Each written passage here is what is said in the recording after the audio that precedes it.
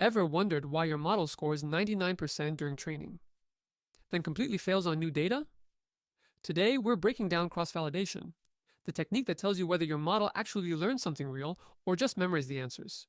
Every ML project follows the same pipeline. Collect data, train a model, evaluate it, deploy it. But there's one critical question buried in step 3. How do we know the model will perform well on data it has never seen before? The naive answers both fail. Measuring accuracy on training data is meaningless. The model already memorized every example. And a single fixed train/test split is fragile. Change the random seed and your accuracy swings 17 points.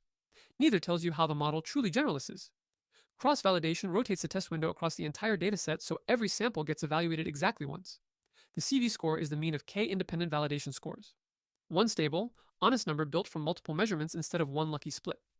K-fold is the standard implementation. Shuffle your data, split into k-folds, then loop k times. Hold one fold out for validation, train on the remaining folds, score and store. Average the k-scores for your final estimate. And always compute the standard deviation too. So you report CV plus or minus sigma, never just the mean alone. Watching it live with k equals 5. The orange validation fold rotates across the dataset. 0.8, 2, 3, 0.851, 0.836, 0.862, 0.844. Every sample tested exactly once. Average them and you get 0.843, far more trustworthy than any single split could produce. But standard k-fold has a weakness on imbalanced data. Random splits can stack all minority examples into one fold, making that score useless. Stratified K-fold fixes this by ensuring every fold maintains the same class proportion as the full dataset.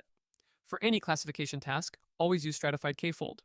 And for very small datasets under 50 samples, leave one out CV gives the lowest possible bias. For everything else, k equals 5 or 10 is your default.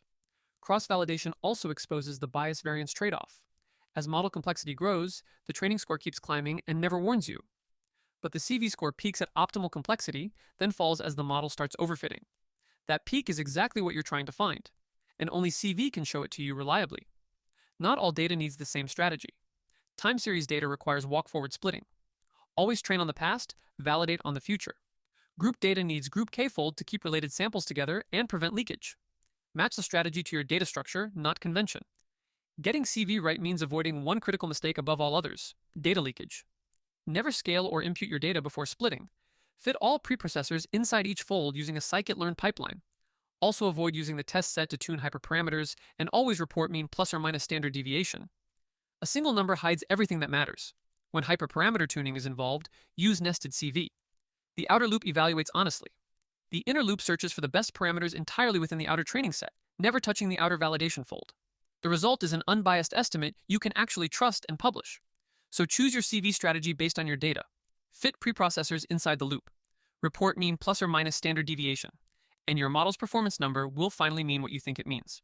Thanks for watching. If this helped, like, follow, and subscribe.